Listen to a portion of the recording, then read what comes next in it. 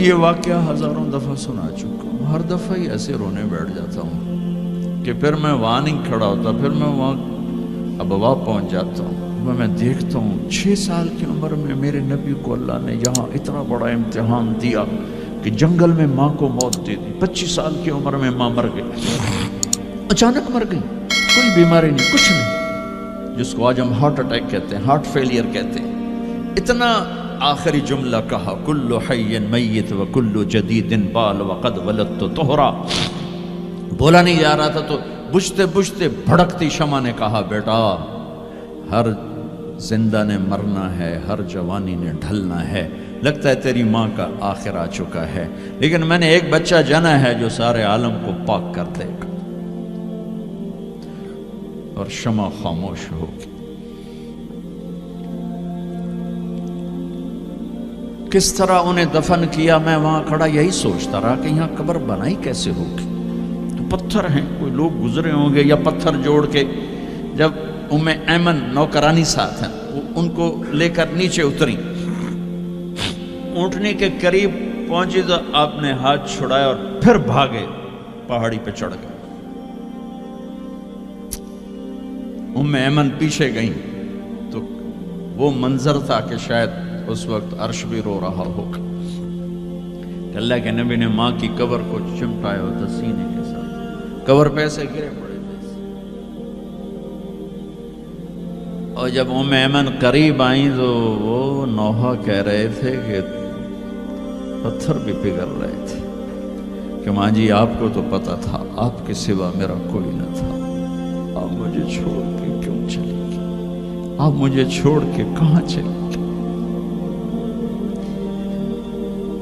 ایمن نے اٹھانا چاہا، انکار کر دے گا، میں نہیں جاتا، میں نہیں ماں کو چھوڑ کے جاتا، کھینچ کے لے گئی، گھسٹتا ہوا بچہ پہاڑ سے اتارا، 2 دن روتے روتے مکے کا سفر ہے، پھر کھانا بھی بند ہو گیا، پینا بھی بند ہو گیا، سوائے زمزم کے چند گھونٹ پانی کے سارا دن نہ کھاتے تھے نہ پیتے تھے، اکیلے بیٹھے رہتے، نہ ماں نہ باپ نہ بھائی نہ بہن، اللہ 57 سال کے بعد ماں کی قبر پر پہنچے اور قبر کے سرہانے آ کر بیٹھے، گوڈے اوپر اٹھائے اور ہاتھ یہاں رکھے اور سر گوڈوں میں دے دیے، جیسے چھوٹے بچے رونے کی پوزیشن بناتے ہیں، یہ چھوٹی جگہ میں دکھا نہیں سکتا، اور پھر جو رونا شروع کیا، اتنا روئے کہ ساری داڑھی سارا سینہ آنسوں سے بھر گیا، جیسے کوئی معصوم بچہ، جیسے 6 سال کا محمد رو رہا صلی اللہ علیہ وسلم، اتنا روئے کہ وجود ہل گیا، اور پھر فرمایا کہ میں آگے نہیں جاؤں گا، میں رات یہیں رہوں گا۔ تم کیا جانو رشتے کیا ہوتے ہیں، تمہیں صرف پونڈ گننے آتے ہیں، تم سے مراد میں بھی اور سارے بھی، کہ ناراض نہ ہو جاؤ، ساری امت کا یہی حال، رات وہاں گزاری، ہائے کیا کہہ رہے ہیں، کاش میری ماں کبھی ہوتی، میں ایسی خدمت کرتا کہ بریڈ فورڈ والے بھی یاد کرتے ہیں، میں ایسی خدمت کرتا کہ میں عشاء کی نماز کے مصلی پر کھڑا ہوتا اور سورۃ فاتحہ پڑھ رہا ہوتا، اور پھر ادھر سے میری ماں کہتی محمد، تو میں نماز توڑ کے کہتا لبیک اماں جی، ماں جی حاضر ہوں، ماں جی حاضر ہوں۔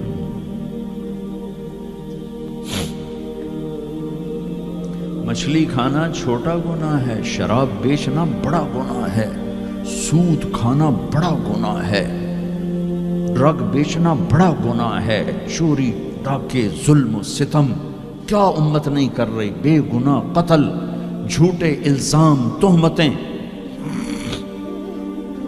کیا حشر کر دیا جنید جمشید کا، یہ اسلام ہے۔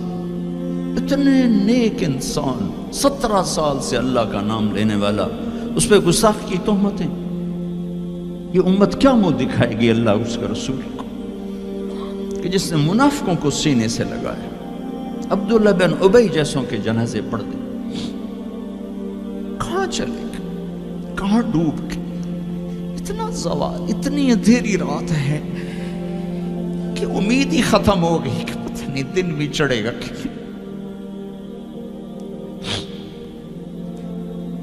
دین کے نام لینے والے جب دین کو ذبح کرنے پہ آ جائیں, ممبر پہ بیٹھنے والے جب نفرتوں کی آگ بھڑکانے لائے, کس سے غلطی نہیں ہوتی. ایک پاک انبیاء کی ذات ہے جن کی زبان پہ اللہ بولتا. باقی طارق جمیل روزانہ مجھے 40 سال ہو گئے بیان کرتے ہوئے, میں خطا نہیں کروں گا تو اور کیا کروں گا.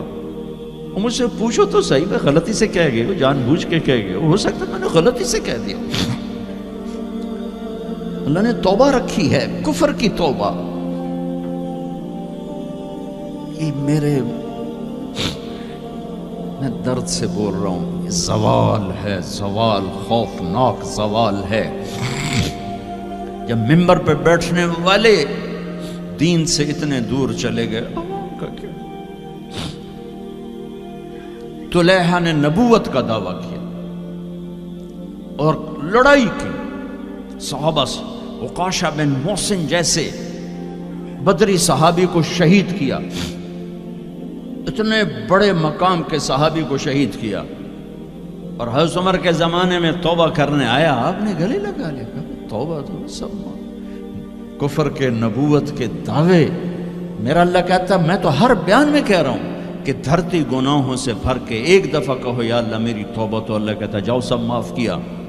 یہ میں زوال بتاؤ. آج امت کتنی پستی میں چلی گئی ہے, کس قدر فرقہ واریت نے ایک اجتہا کی شکل اختیار کر لی ہے.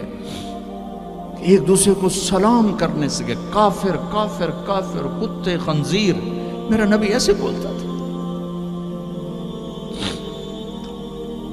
میں انسان ہوں, بول رہا ہوں, بولتا بولتا کوئی غلط جملہ بول سکتا. گستاخی کا جان بوجھ کے کرنے والا یقیناً دائرہ اسلام سے عمل چھوڑنے سے آدمی کافر نہیں ہوتا. گستاخی کرنے سے, نماز چھوڑنے سے کافر نہیں ہوتا, گناہگار ہے. نماز کی گستاخی کرنے سے وہ دائرہ اسلام سے نکلتا ہے, لیکن اس کے لیے بھی توبہ کا دروازہ کھلا ہوا ہے. لیکن یہ کتنا تعصب ہے, نفرت ہے کہ ایک آدمی کی 17 سال کی پاک زندگی کو ایک غلطی پر کفر بنا دیا. یہ گراوٹ ہے, زوال ہے. ہمیں بندر خنزیر بنانے کے لیے فرقہ واریت ہی کافی تھی. اس کملی والے کو دعائیں دو جس نے حسن حسین کو ذبح بنا دیا. تمہارے لیے ہاتھ اٹھو, میری امت کے ساتھ کیا کرے گا, پوچھ کے ہو.